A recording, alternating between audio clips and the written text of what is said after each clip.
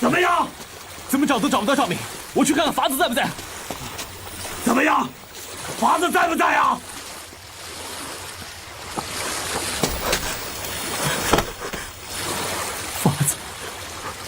法子他不见了。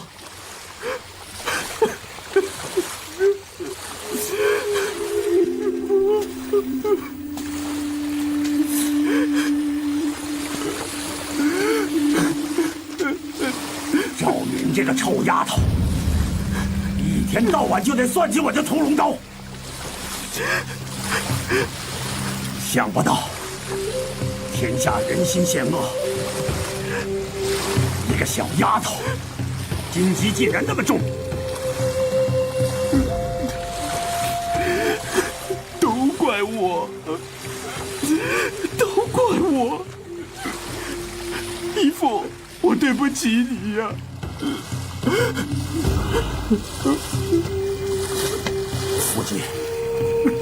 无忌，事情已经发生了，我看你还是去照顾一下周姑娘，尽快的将珠儿的后事处理好。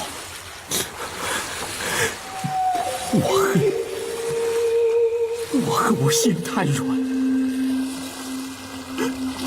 赵敏一再对我施计，我竟不知警惕，还把他当成好人，我真是没用啊！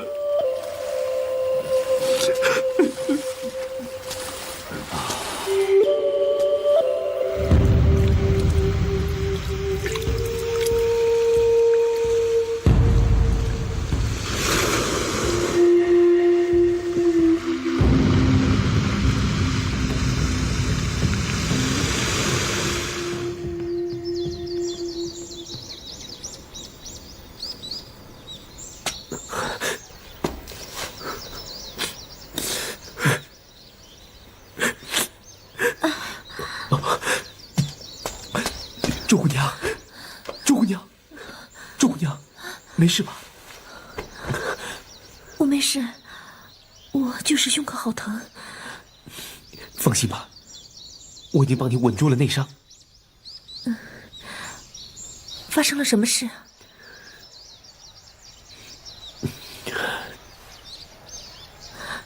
是那些波斯人干的吗？我怎么一点也不知道啊？只怕是赵姑娘干的。在昨晚的饮食中，她下了毒。不会吧？郡主下厨一片热忱，她应该不会。不要再提她了。人心隔肚皮。我们中的是什么毒？我们中的乃是10香软筋散。怪不得，跟那个时候在晚死一样，浑身一点力气都没有。周姑娘，你放心吧，我的九阳神功可以驱毒，不过需要一些时间。他们两个，珠儿和谢老爷子，珠儿死了。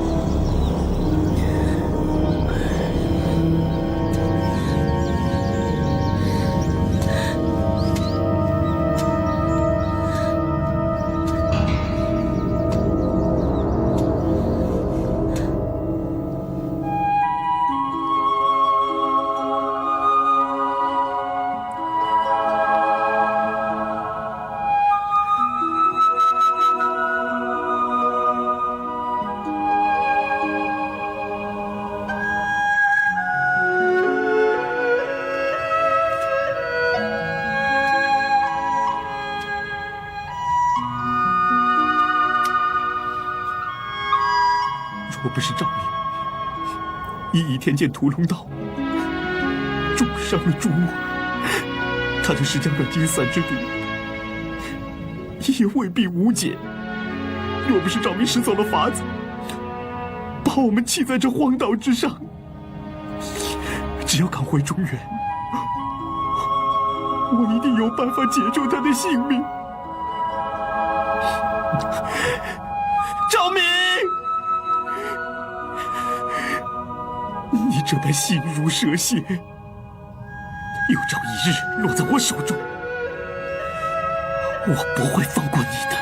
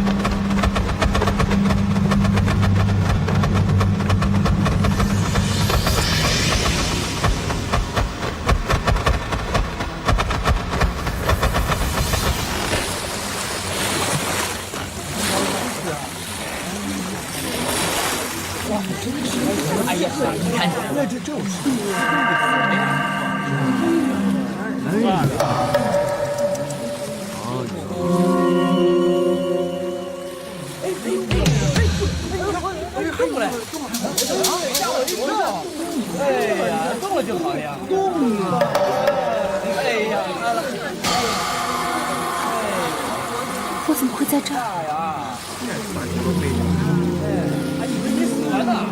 我怎么会回到中原？浑身无力，难道？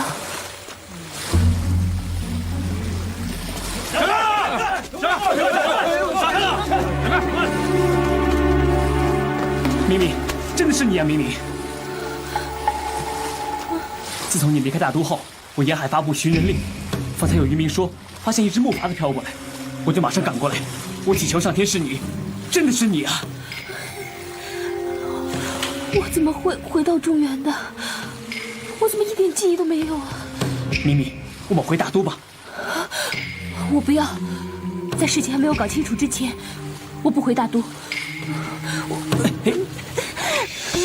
你要不马上回大都的话，你爹生命就有危险了。你说什么？周姑娘，周姑娘，周姑娘，周姑娘，我在这儿。我好担心你啊，我怕你出事。啊，我是看你在帮谢老爷子去毒，我无聊来这里走走。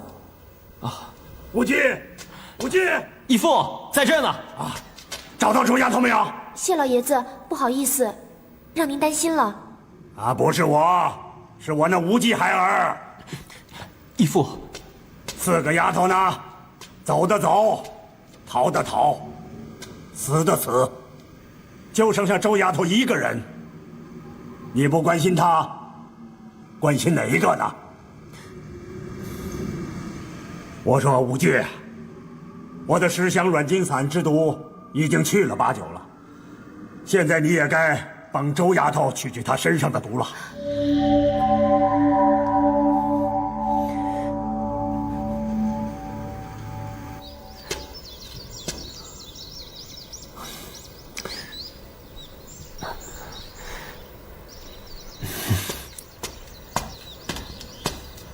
义父，不行啊！哎，整个岛就我们3个人，有什么事讲出来吗？您知道的，如果我要替他疗伤，我必须一只手贴在他的后腰，另外一只手贴在他的小腹。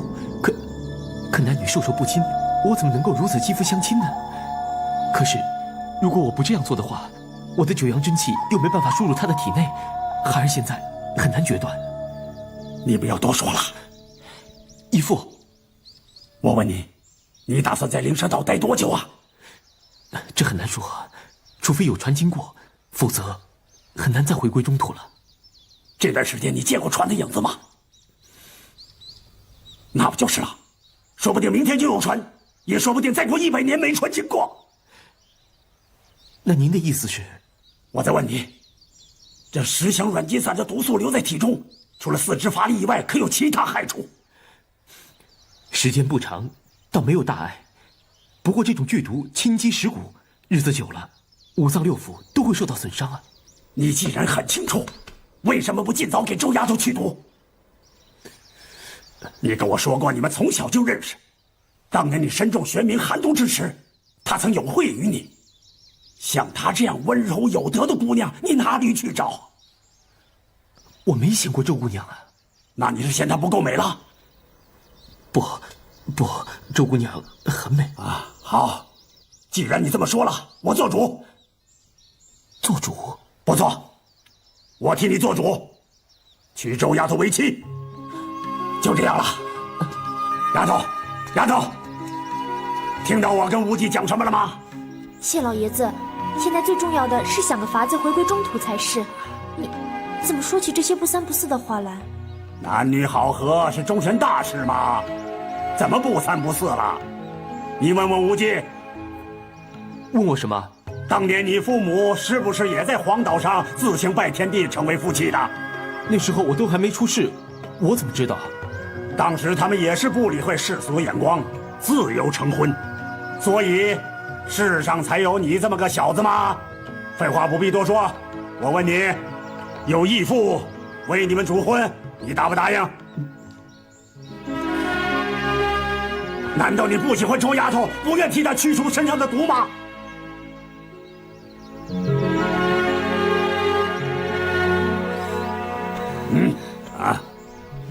丫头啊，就这么小的岛，今日不见，明日不又见面了吗？你是不是不愿我这个老瞎子做公公啊？谢老爷子，你是当时豪杰，那你是答应了？不是。那你是认为无忌配不上你了？哎呀，无忌啊，你看看你呀，真是丢人呐！不，您误会了。张公子，他武功卓绝，名扬江湖。我能得婿如此，更有何求？只是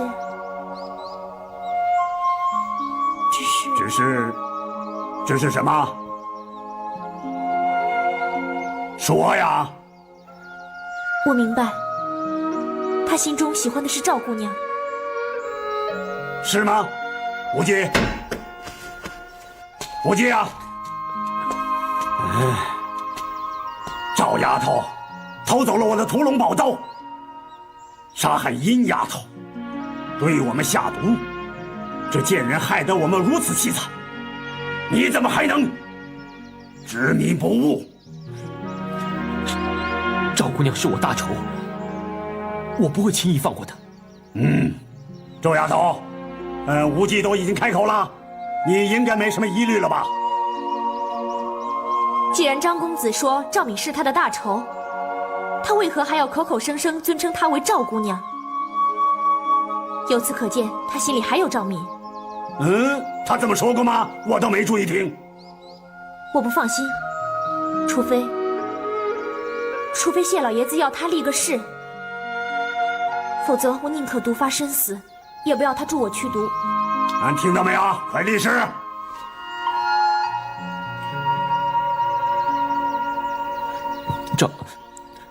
赵敏为元朝皇室出力，苦我百姓，伤我武林义士，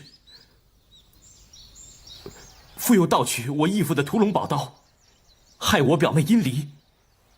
张无忌立誓，有生之日不敢忘此大仇。如有违者，天地不容。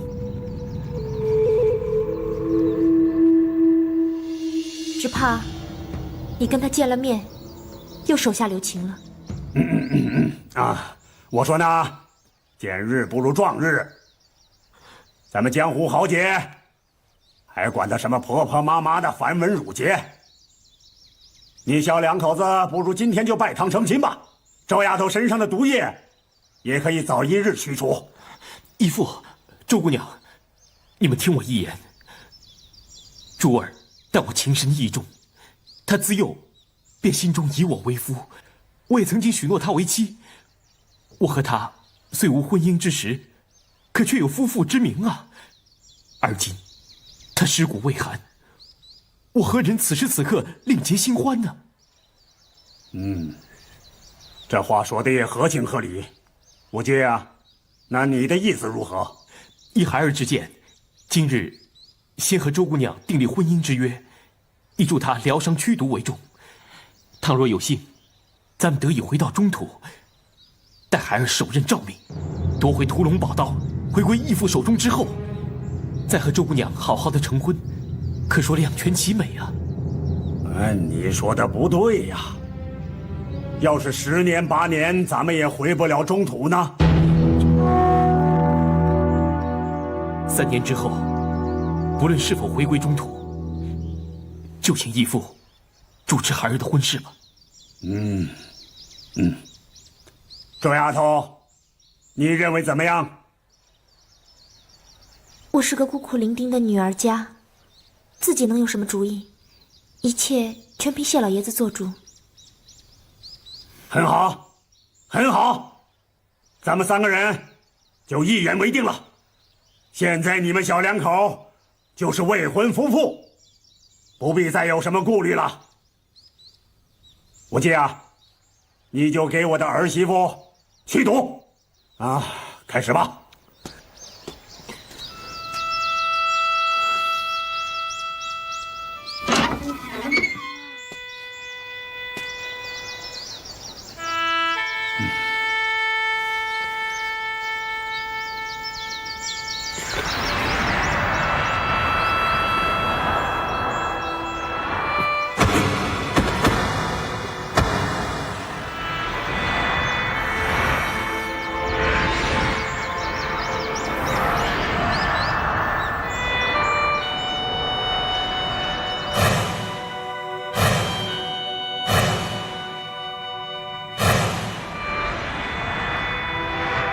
不要犹豫了，开始吧！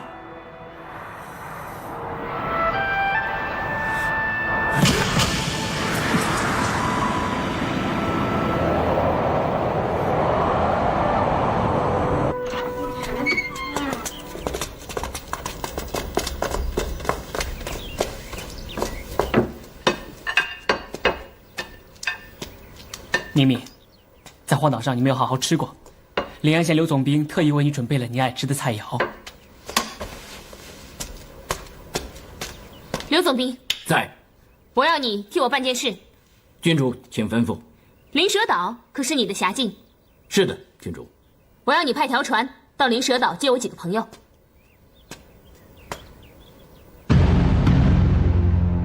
下官这就着手去办。郡主，要是没事，属下告退。咪咪，先吃点东西吧。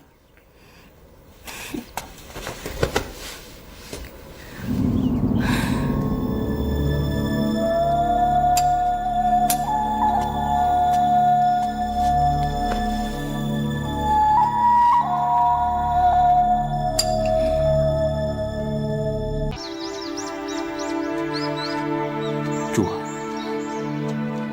有句话我必须跟你明说，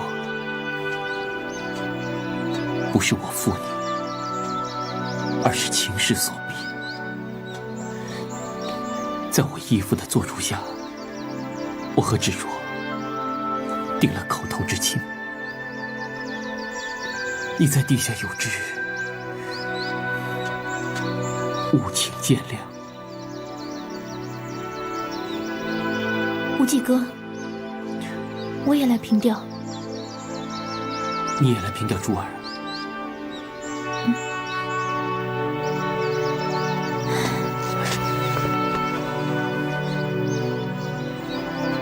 你是不是因为我们定亲觉得对不起珠儿而叹气啊？我是感慨世事多变。想当年，我们在汗水中一见，在光明顶上，你受你师父的逼迫赐我一剑。没想到今天，在义父的撮合下，我们竟然成了夫妻。那日我赐你一剑，难道你不恨我吗？你没刺中我的心口，有意刺偏。当时我就知道你对我暗有情意了。早知如此，那天我就一剑刺死你，也免得日后无穷岁月中被你欺负，受你的气。我怎么会欺负你，给你气受呢？要是我做错了什么事，得罪了你，你会打我、骂我，甚至杀了我吗？像你这般温柔斯文、端庄贤淑的姑娘，怎么会做错事呢？就算是圣人，也有做错事的时候。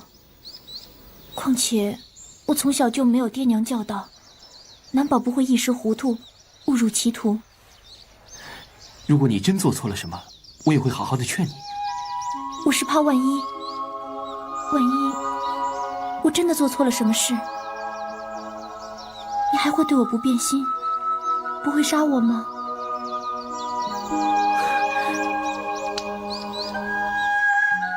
芷若，你别胡思乱想啊！我要你亲口答应我。好，我答应你，我绝不变心，我也不会杀你，这样可以了吧？不许你嘻嘻哈哈的，我要你正正经经的说。你这小脑袋啊，都不知道在想些什么。芷若，我们已有了夫妻之名，过去的种种，我希望你既往不咎。从今以后，我对你绝不变心，就算你做错了什么，我也舍不得说你一句重话。这是你的真心话？肺腑之言。无忌哥，你是男子汉大丈夫，可要记得今天跟我说过的话。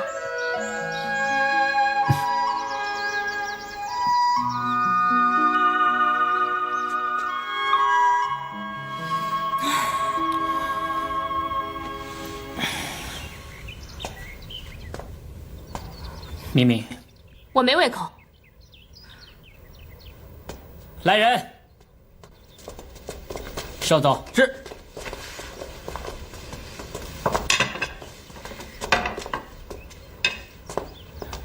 启禀郡主，船只已经准备妥当，这一两天就可以起航了。不能现在就出发啊！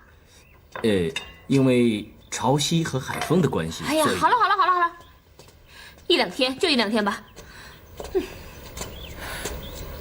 明明，我困了，我要睡了。哦，那好，今天晚上你好好休息，明天一早我们就起航回大都。回大都？是啊，汝阳王府才有能解你身上10甲软金散的解药，你身上之毒需尽快解掉，不能拖。你父亲的生死，尚需你亲自去解决。知道了。那你好好休息吧。下官也告辞了。坐吧。是。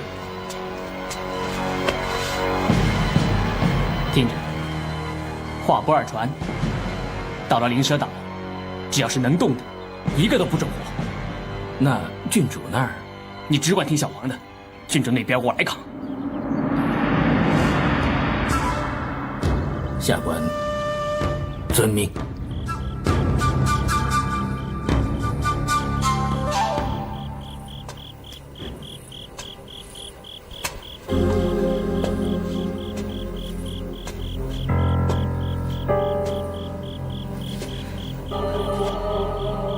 太多的疑点让我不解。如果是为了我的倚天剑，大可杀了我。把我放在筏子上，是要我自生自灭，还是另有计谋？灵蛇岛只有金毛狮王谢逊、张无忌、朱儿、周芷若。是谁这么做？目的又何在呢？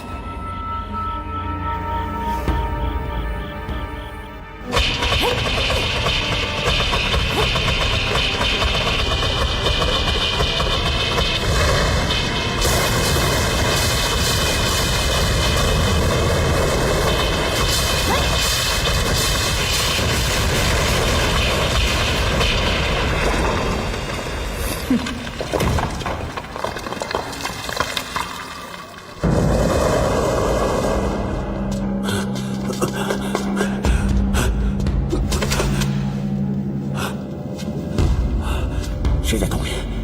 我明明听到有人练功的声音，这会儿怎么声音没了？难道我听错了？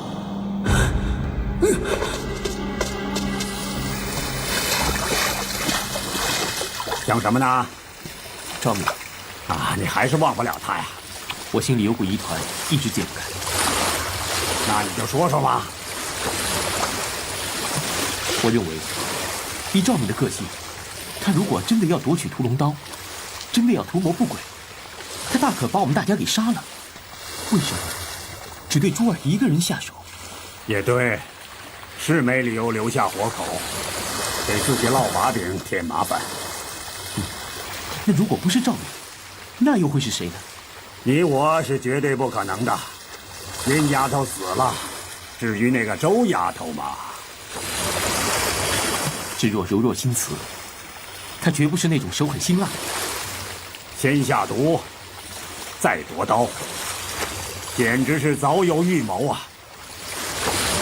除非你想什么呢？除非岛上还有我不知道的高人躲藏着。高人？无忌啊，你这么一说，我是一直纳闷。昨晚半夜我睡不着觉，就四下走走看看，走进了山洞。你是知道的，我眼睛瞎了以后听力特别灵敏。当时我觉得山洞里有人在练功。练功？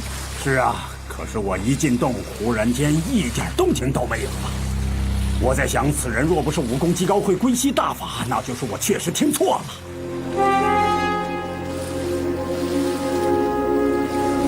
无忌，怎么不说话了？在想什么呢？啊，没什么，暂时不想这事了。我该去为芷若驱毒了。嗯。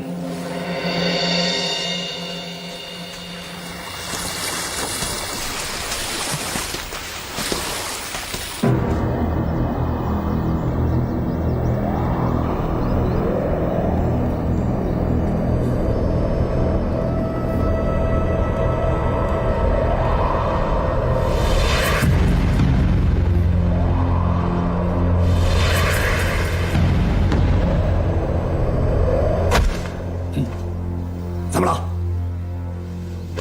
无忌？怎么了？这一两次驱毒，总觉得芷若体内有一股极寒的阻力，把我送过去的九阳真气相激相抗。您的经验老成，你能知道这是什么道理吗？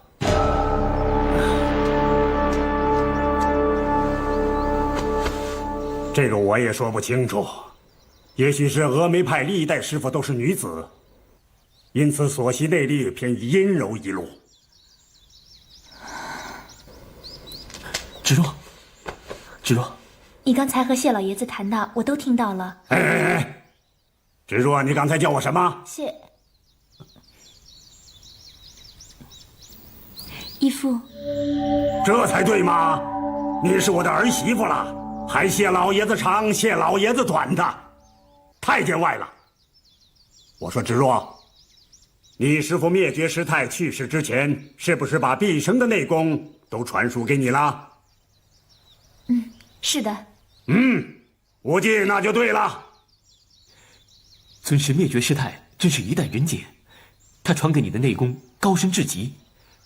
我当时为你驱毒的时候就已经察觉出来了，你有惊人的内力阻力，日后你依此用功，或许可和我的九阳神功并驾齐驱啊。峨眉派武功怎么能够和你们的九阳神功还有乾坤大挪移相比呢？芷若，你天性醇厚，这武学上的招数你或许所学不多，可是你的内功却已经有非常深厚的根基。听我师公张三丰曾经说过，武学钻研到后来，成就大小往往与个人资质有关，能练成武功的就未必成就最高了。据说贵派创派祖师郭襄的父亲郭靖大侠也是资质鲁钝，可他的武功修为震烁古今。依我看呐，你将来的成就一定能超过你师父灭绝师太的。你想安慰我，也不必口口声声的夸我武功好。我说的是真的。其实，我只要能学到我师父武功的1成2成，我就心满意足了。如果你肯把你的武功教我1、2招，那我才是由衷感谢。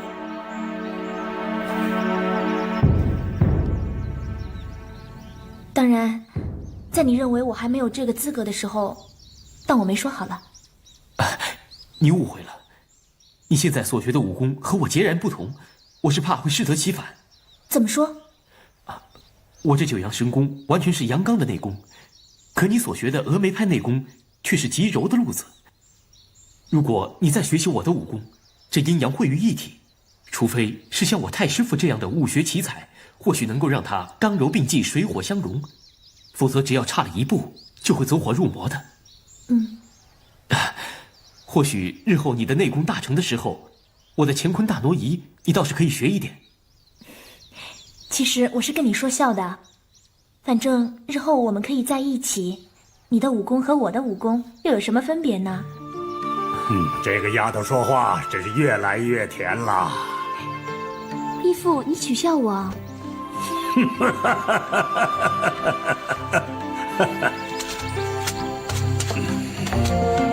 义父啊，这芷若的伤已经好得差不多了，我看我们现在可以回中原了。武爵，咱们再往前走走吧。义父，这棵树还不错。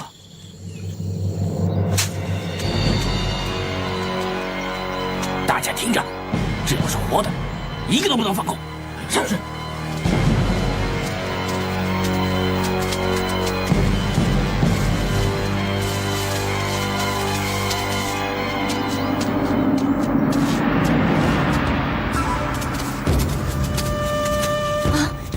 这下糟了！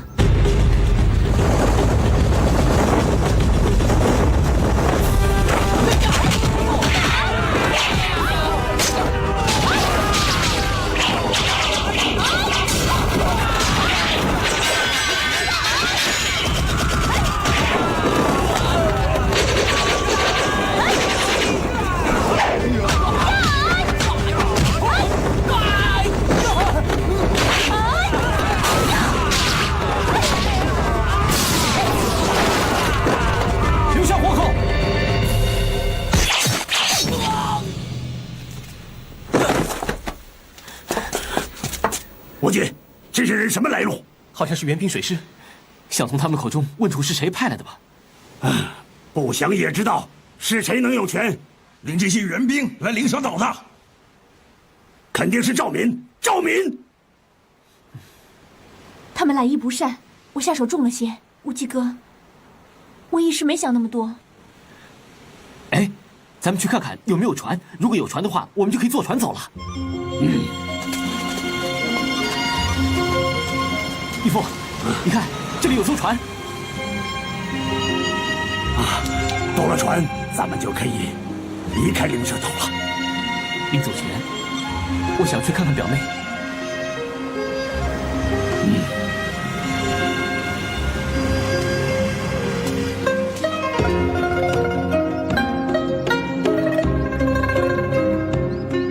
我就要离开灵蛇岛了，珠儿。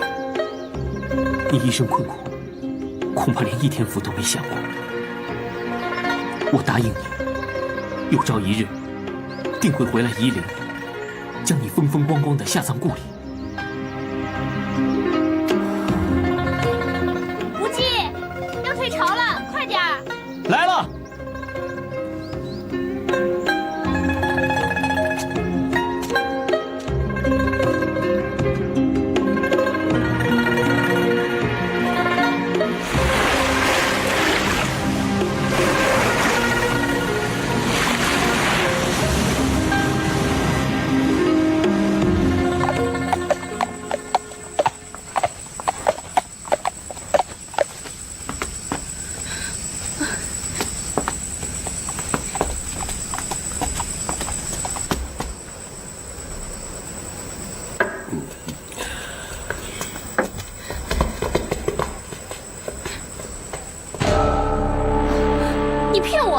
你跟我说爹因为失职是罪打入天牢候审，他为什么还好端端坐在这儿？敏敏，小王爷没有骗你，是我骗你。爹，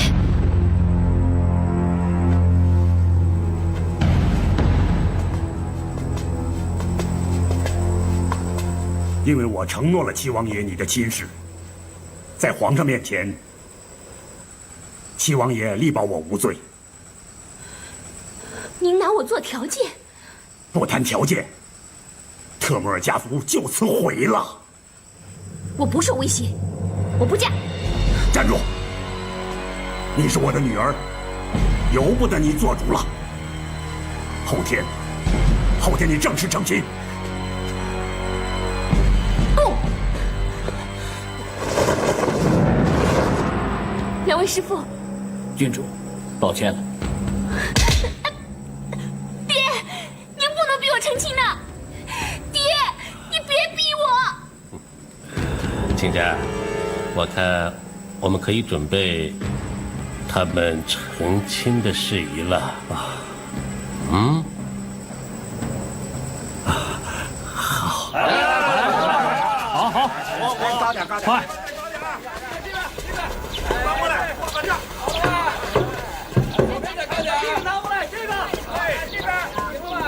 恭喜王爷，恭喜王爷！周师傅，哎呀，麻烦你赶工了。后天是有点急，不过是郡主的嫁衣，不睡觉也得赶呢。好，宝宝，过来。爹，带周师傅去敏敏那儿量身制衣好吗？知道了，跟我来吧。我先去了啊。啊，去吧。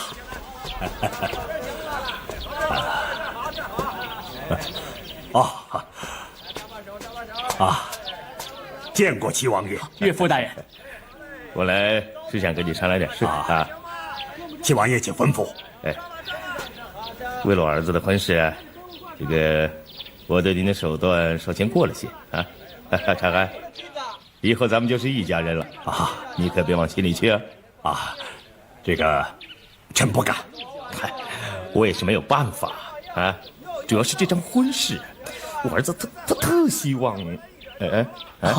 岳父大人，我希望明明心甘情愿嫁给我，而非以强。哎，明明的性格刚烈啊，这个很难保今儿个、明儿个，甚至成亲以后啊，他死命抗争。这个家庭是和事小啊，可别闹出人命来。齐王爷的意思要如何做？就是要敏敏死心塌地的嫁给我儿子。这只怕很难。周师傅，对不起啊，对不起，实在。怎么回事？明明不肯量身，他大发脾气。我去。等等。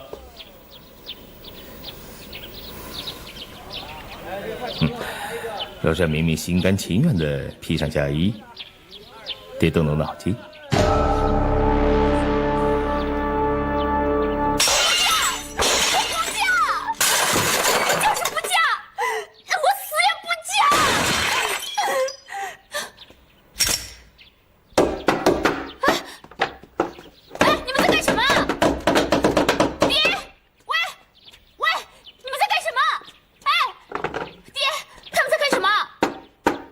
新嫁衣不必做了，不管合不合身，买现成的。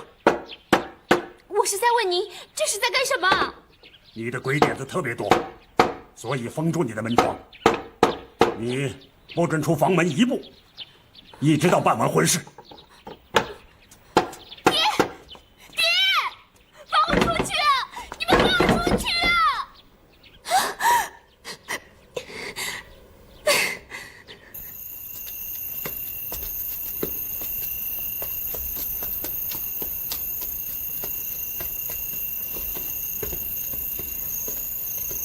开门。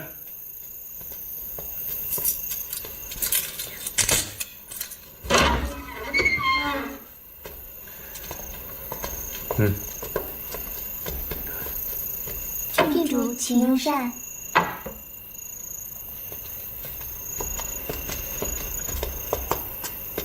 明明，吃饭吧。我想了很久，我一直想不通，爹一直都不会强迫我做什么事的，为什么这一次那么不顾我的感受，更不顾我的反对，硬要我嫁给扎牙都呢？你很清楚，七王爷强势逼婚，爹也是无可奈何。我不管，总不能牺牲我吧？吃饭吧。我要逃婚，我要逃离这个家。妹妹，你胡说什么呀？哥，你很清楚扎牙都这个人，他软弱无能，我讨厌他。我要是嫁给他，我会痛苦一辈子啊！哥，你帮我逃离这个家好不好？哥，从小你就疼我，你就让我，我从小到大都没有求过你，这一次算我求你了，你帮帮我好不好？我如果帮了你，就是害了爹。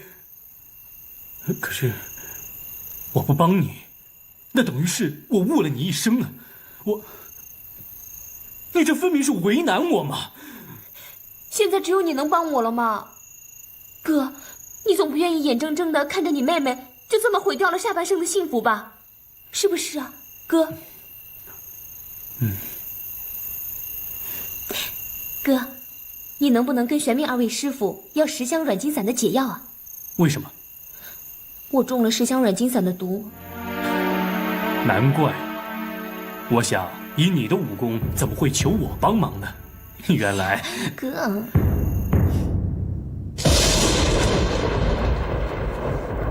小王爷，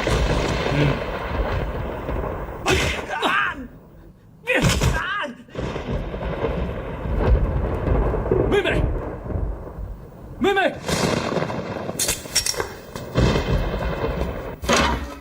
妹妹，为了你，哥可是拼了这个脑袋了。哥，谢谢你。快走吧。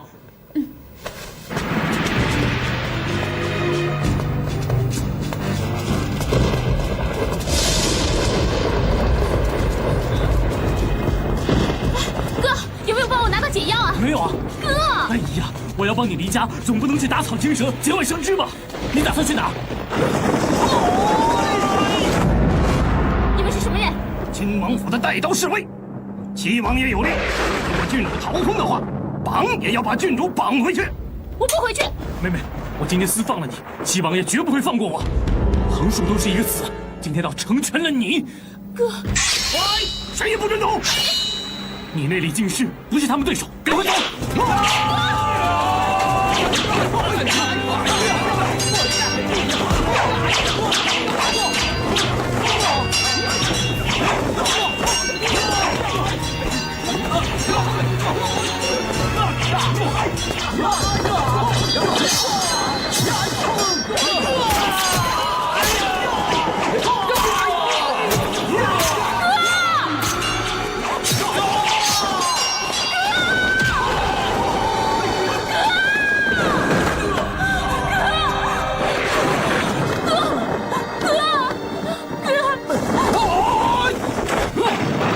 郡主，这里交给我们，快保护世子离开。多谢2位师傅，哥，哥，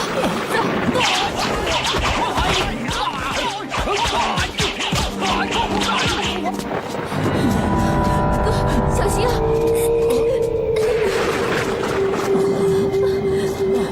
哥，你坚持住，我带你去看大夫，快点啊！哥，快走，快走！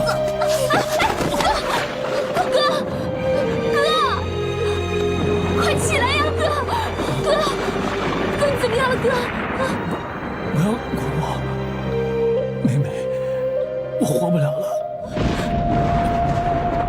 你快走吧，走吧。你不会有事的，你相信我，你不会有事的。你赶快起来，你赶快起来嘛！我不行，哥，我怎么可能放下你不管呢？你起来好不好？你起来嘛，哥！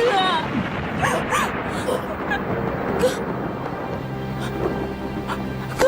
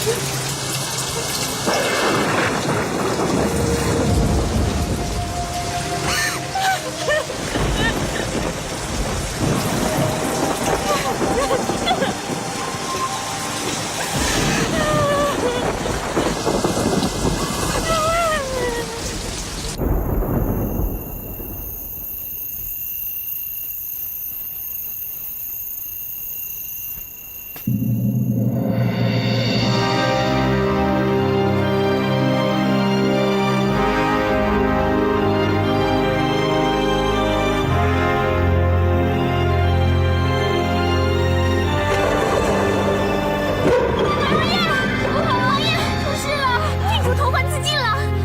快，快把箭珠解下来！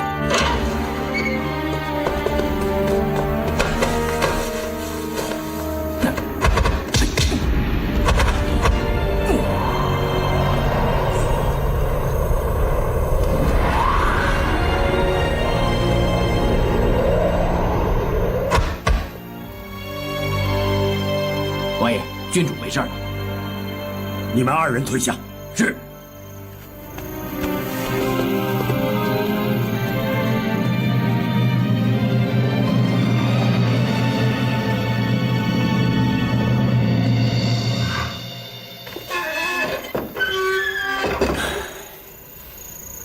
敏敏，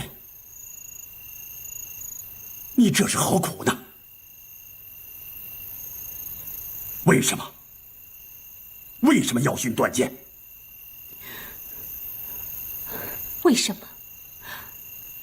爹明明知道，都是因为你。你明明知道我不喜欢小王爷，明明知道我不喜欢被人摆布，明知道以我的个性，宁死都不会答应这门婚事的。这么多的明知道，爹还要一意孤行。是爹逼我走上这条绝路的。你以为你自杀就能对得起你死去的哥哥吗？就能挽回一切吗？敏敏，你也太自私了，想要一死百了，你把所有的难题都丢给你老爹。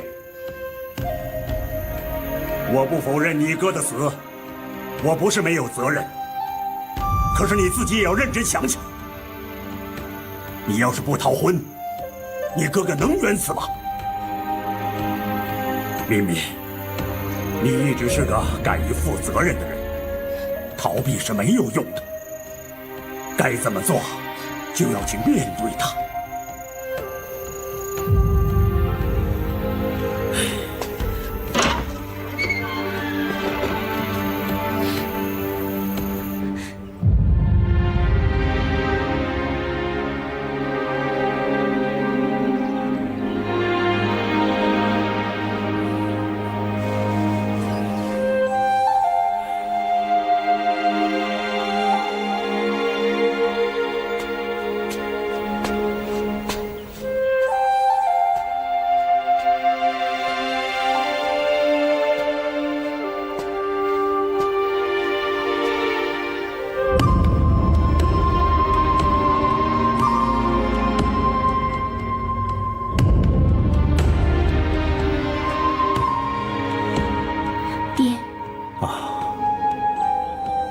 什么时候的事啊？你和张无忌离开的那天。你真的被打入天牢？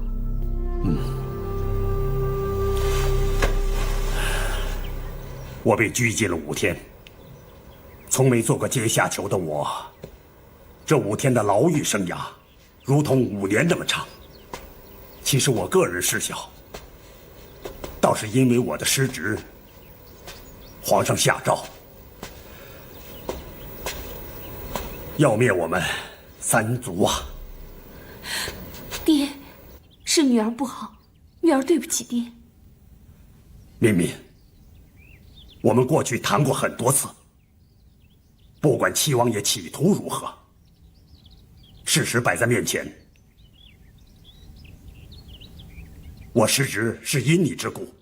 你要是平息叛乱，消灭明教，我们就不会落到今天这个地步。因为我答应我七王爷的婚事，这份诏书才被挡了下来。敏敏，这个你最清楚。能保爹不死，能维护特木尔家族，只有七王爷。你说我能不服从他吗？就算爹爹我罪该伏法，可是我那些族人呢？我可以失去一个儿子，也可以失去一个女儿，但是我不能对不起我的族人。爹，我是您的女儿，我很清楚我该怎么做。不过，你得答应我一件事。你说吧。给我一点时间。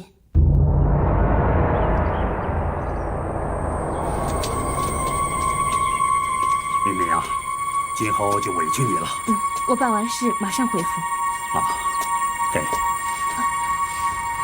爹，这是啊，这是10箱软筋散的解药，还有些银票。出门3不变，有钱便是胆。早办完事，早回吧。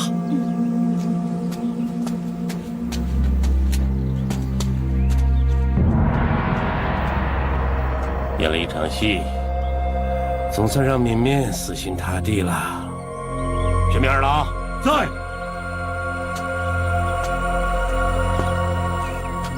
你们2个跟着绵绵，一则保护他，二则伺机杀掉明教教主张无忌。遵命。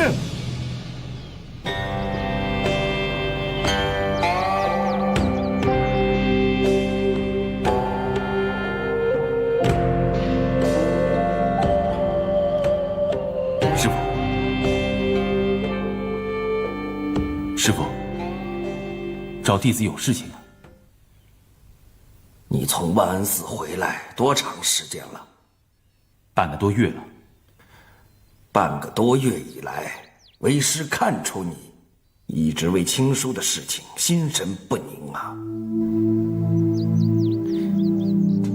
为师已经隐退，不问俗事，我武当派完全由你主事。我不希望你因为青书对本门事务分神分心。师傅，弟子戒慎恐惧，谨遵师训。我找你来，并非是训诫你，而是要为你解决这件事情。毕竟父子连心。进来。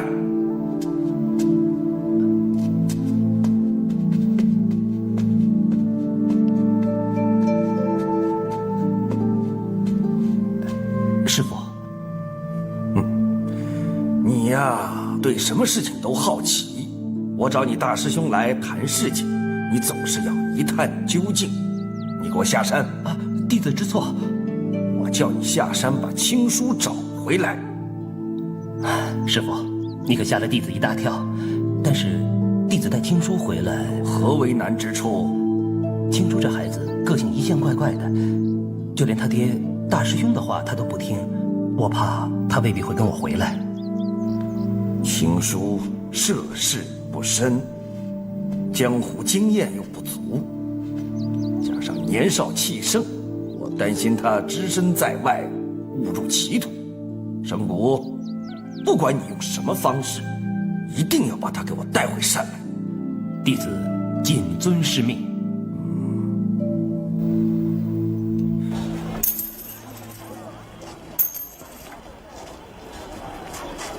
我不是叫花子，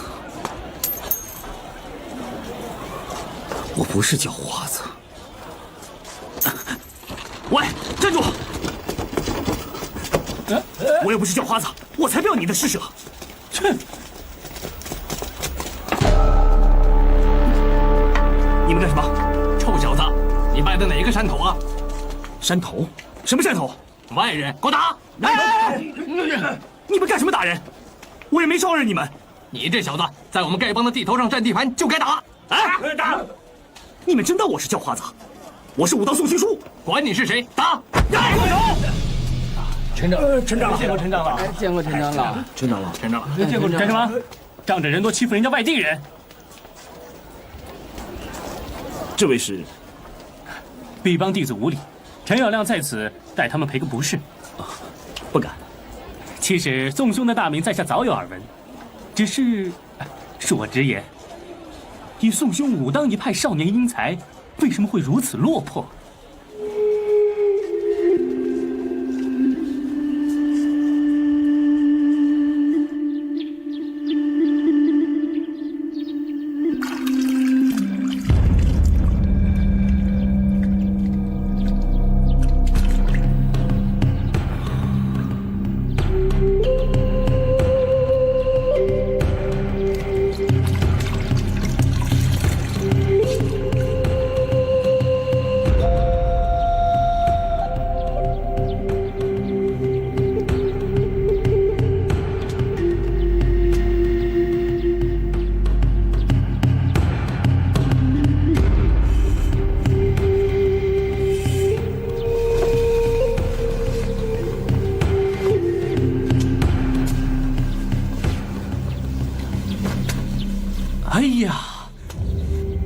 兄果是一表人才，不愧是玉树临风的少年英雄啊！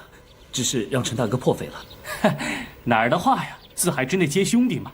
我陈友谅没有别的，就是好交朋友。我说我年纪比你长，叫你一声亲叔，应该不算为过吧？啊，应当，不为过，不为过。亲叔兄弟，能不能告诉我，怎么会变得这么落魄？来，咱们喝个小酒，聊聊天，疏解疏解心情。或许我这个做大哥的还能帮点小忙。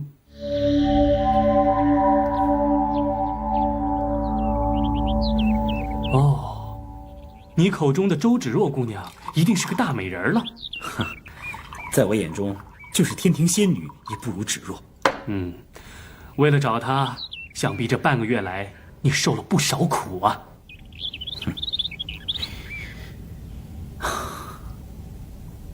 只要能找到芷若，别说半个月，就是半辈子也值得。庆叔，你为爱如此执着，称得上是世间少有的性情男儿。你这个朋友，我陈友谅交定了。来，敬你。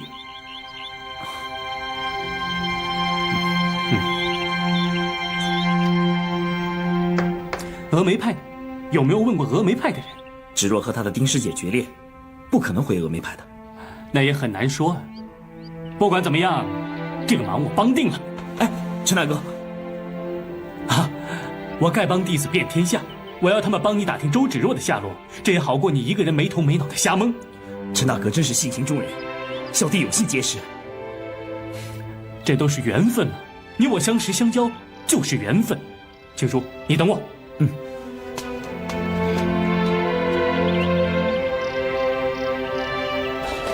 知道了，知道了。哎，没问题。陈长老，陈长老，陈长老，陈长老，有何吩咐？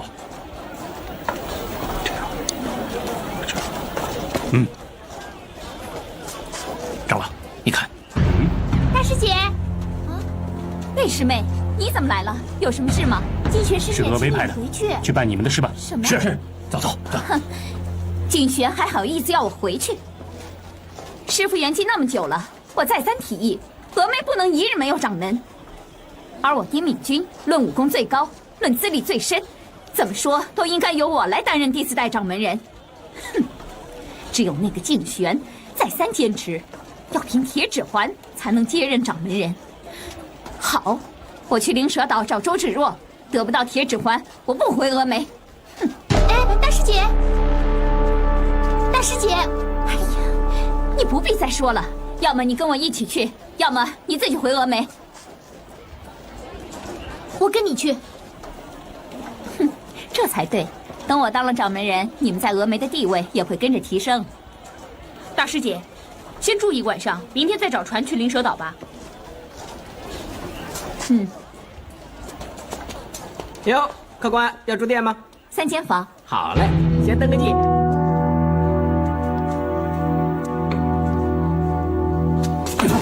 对不起。莫奇霞。是峨眉丁姑娘。真巧啊，怎么来天津？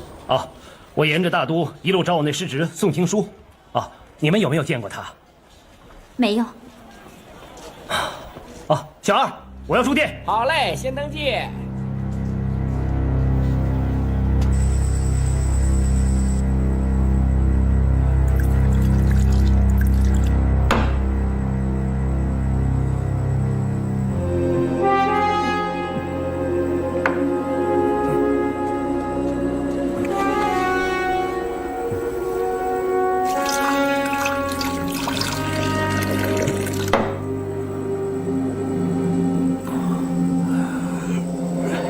青叔，你不要闷闷不乐，我已经交代弟子们去找，相信很快就会有消息了。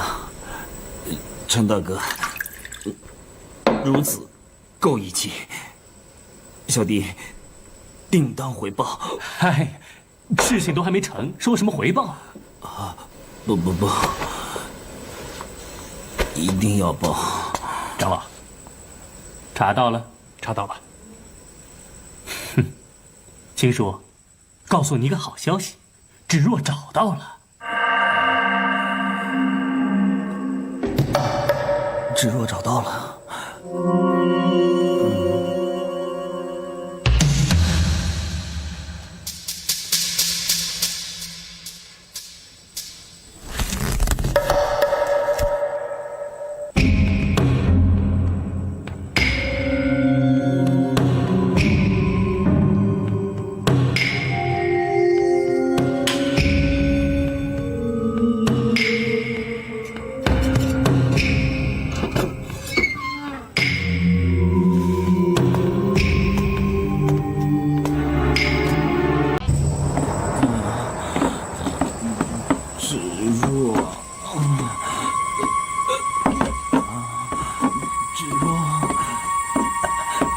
我没醉。芷若，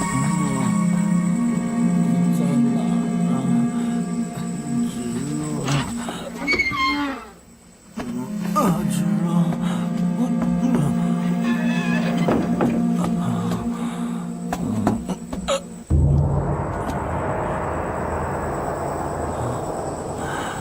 芷若，芷若，真的是芷若。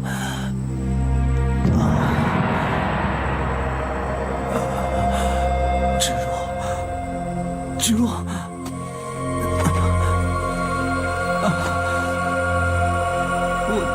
我好想你啊！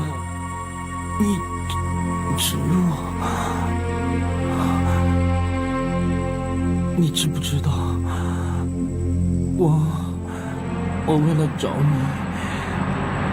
你，我吃尽了苦头，我真的很想你。芷若，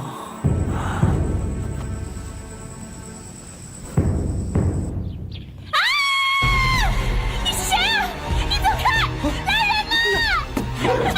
你走开！你走开啊！青叔，七师叔，你干的好事！你干什么？你看你，宋青书，你不许走！师叔，真是武当的脸，我不许走！宋青书，你这个淫贼！莫生谷，宋青书欺负贵派弟子，莫生谷在此报以12万分的歉意。用着你来道歉？他坏我门派弟子的贞洁，拿命来偿！我没有啊！我喝醉了，我醉得一塌糊涂，发生什么事我都不记得了。哼！你看我师妹，再看看你这德行，事实摆在眼前，容不得你狡辩。不许走！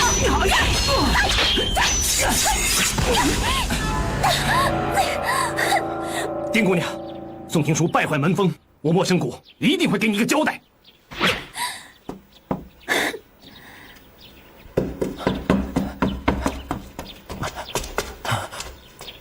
哎，小二啊，刚才有没有看到一个小伙子从这儿跑出去啊？哦，他往南边去了，一边跑还一边穿衣服呢。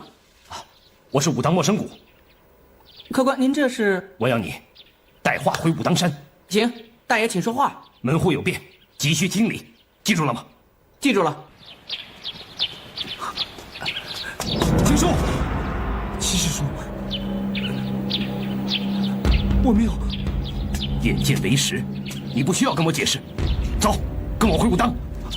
不，我现在是百口莫辩了，有理也说不清了。回去爹一定会打死我的。你今天不走也不行，我不能回武当，我真的不能回去。七师叔，请您放过我吧。不行。七师叔，侄儿求您了。你败坏门风，丢我们武当的脸，我放了你，如何跟峨眉交代？武当派以后有什么脸面面对武林同道？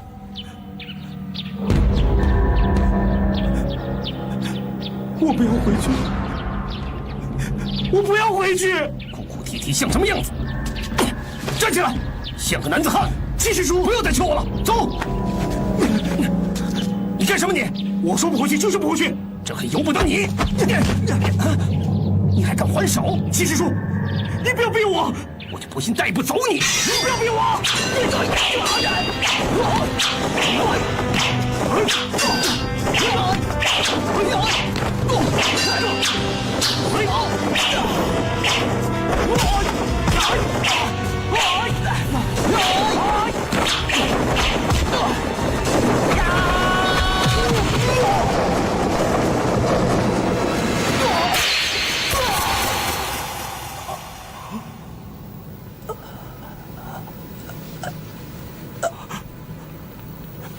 七师叔。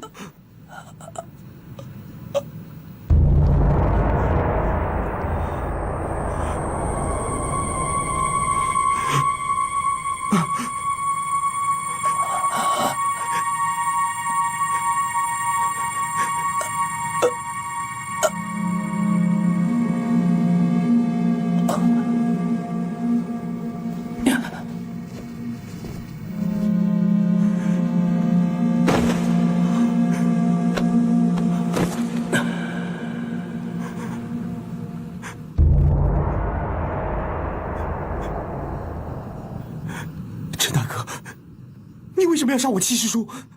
莫奇侠不是我杀的，他背后中的是你武当派的震天铁掌，致命的一剑是你宋青书的兵器。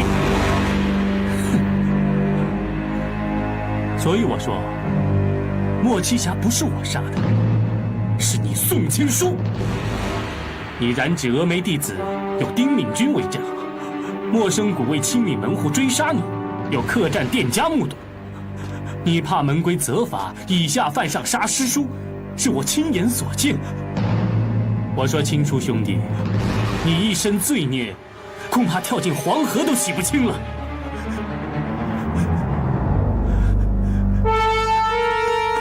怎么办？我该怎么办？你也不需要害怕，兄弟一场，现在只有我这个做大哥的能够保住你。在场的只有你我他，死人是不会说话的。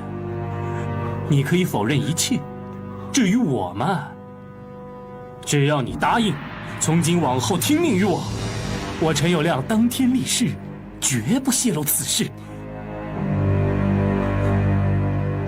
是你，从头到尾都是你在设计我。你为什么要这么做？你已经没有选择了。要么跟着我，要么回武当领罪。当然，你也可以逃亡，但我相信，那种日子绝不好过。再说，要是周芷若知道，不要说了，好死不如赖活着。在没找到周芷若之前，就这么冤枉的离开人世间，你不会觉得可惜吗？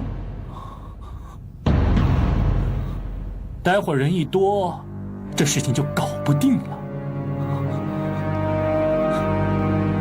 我听你的，我听你的。哼！来，过来，快点来，快点把尸体处理掉。是。长老，走，抬起来，来，走。兄弟，你跟着我，我不敢保证你能吃香的喝辣的，但做大哥的跟你承诺，周芷若，我一定帮你弄到手。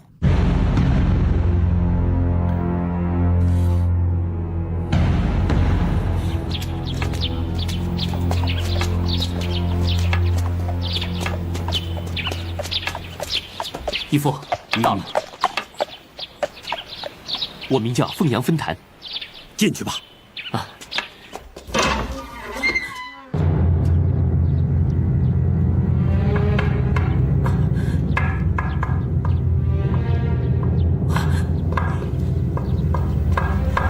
无忌，怎么了？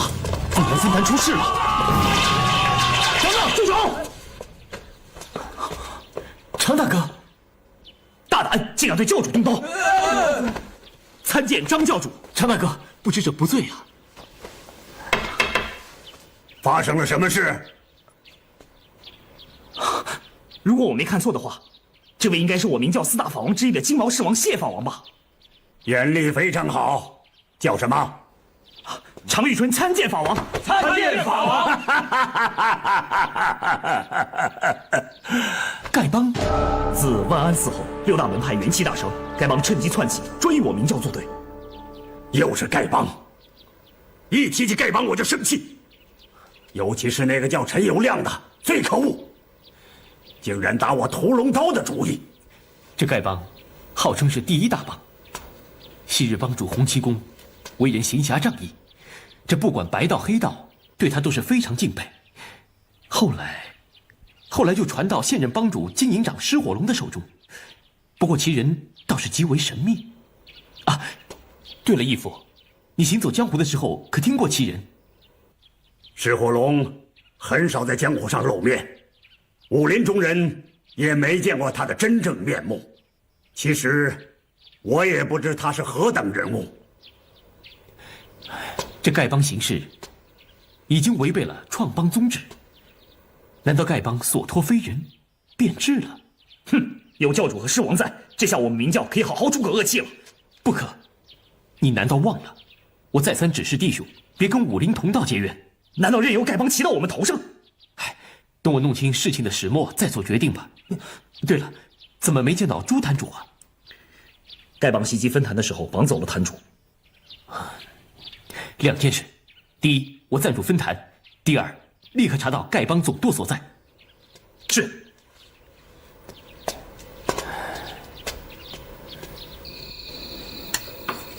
来，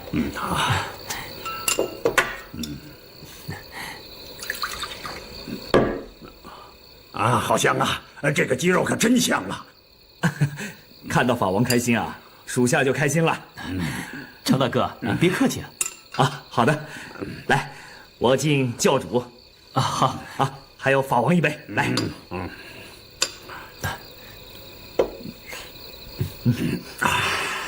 哎，真是可怜呐！我这么多年了，漂流海外，直至今日才尝到酒的味道啊，真是畅快啊！好极了，来，义父，喝得快，醉得也快啊！哎，好久没尝过酒的味道了，一醉又何妨呢？哎，我这儿媳妇呢？她去哪儿了？芷若她身体不舒服，我让她先休息了。她病了吗？她没有生病，只是从灵蛇岛过来，一路舟车劳碌，难免疲困。那我们快吃，吃完饭你去陪她。义父，来，多吃点肉。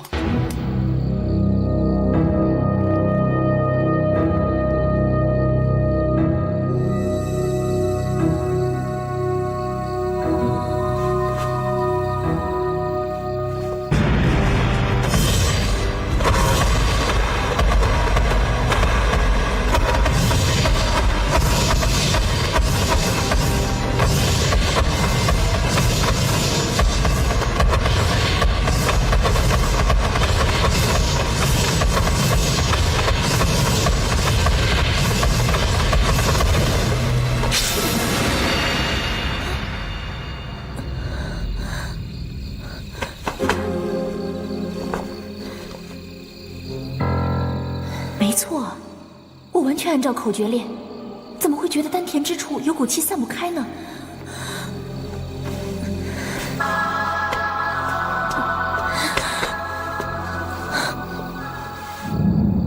会不会是我为求速成而有所影响？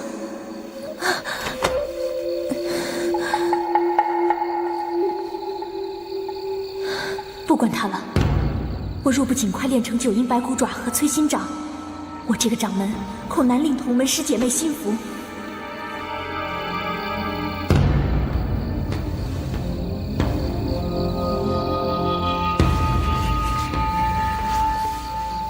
你取得兵法之后，慎重选择一个心地仁善、赤诚为国的志士，将兵书传授于他，要他立誓驱除援兵。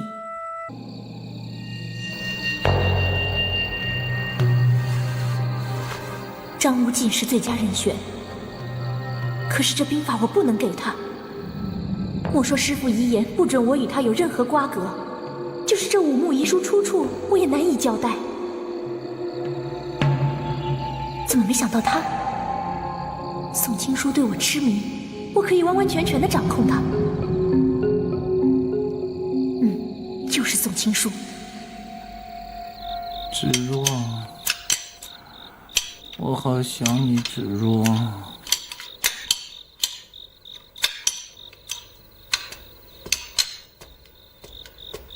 青书，青书，哼，又喝醉了。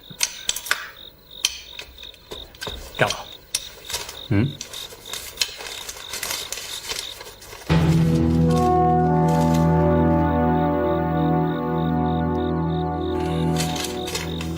帮主召开丐帮大会，我入帮半年多，一直无缘见帮主。这次，你来照顾一下这个酒鬼，我去办件事。是，长老。止住。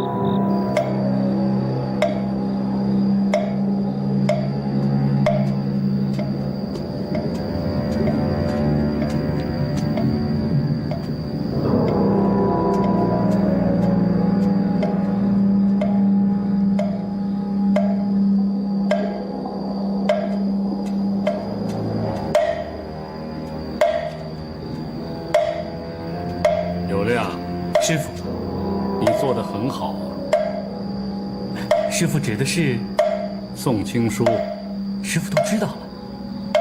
宋青书是个可以利用来消灭武当的对象，弟子也是有这样的打算才设计的。我找你是要告诉你，张无忌自灵蛇岛归来，目前落脚凤阳分坛。凤阳分坛。弟子为了制造丐帮和明教的冲突，前几天才带人去了凤阳分坛，抓住了坛主朱元璋。我找你，是为了另外一件事，对付张无忌。弟子多话。金毛狮王谢逊和峨眉派掌门人周芷若也在凤阳分坛。我要你办的是擒住他们二人。师傅要我去灵蛇岛夺屠龙刀的时候，就与谢逊交过手。弟子的武功实在是差得太远，弟子担心会误了师傅的大事。你放开手脚去做吧，必要的时候我会帮助你。是，弟子尽力而为。目前最重要的是丐帮大会，亦不可有任何漏失。弟子知道。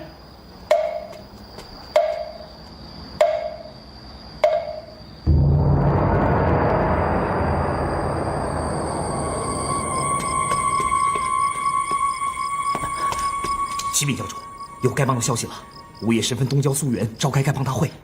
苏园，一处废弃的庄园。午夜，你陪我走一趟。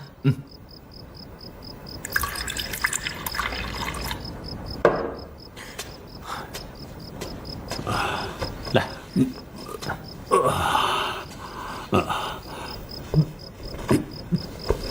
无忌，义父还好吧？义父好久没喝酒了，不胜酒力，这恐怕一醉要好几天了。听常大哥说你要去苏园，我正要跟你说这件事呢，义父要麻烦你照顾了。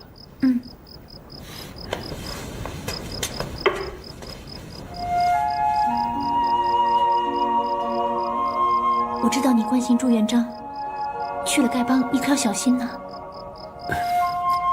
那我走了。